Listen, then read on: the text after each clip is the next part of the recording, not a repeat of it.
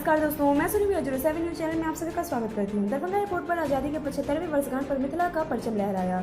जी हाँ दोस्तों, हम लोग बात करने वाले हैं कि मिथिला के 75वीं वर्षगांठ पर मिथिला की जो पहचान है मछली, पाग और मखान दरभंगा एयरपोर्ट पर दर्शाया गया और इसके साथ साथ मिथिला पेंटिंग का भी रंग रूप वहाँ पे दिखाया गया, जो कि वाकई एयरपोर्ट के रंग रूप में चार चांद लगा रहा था।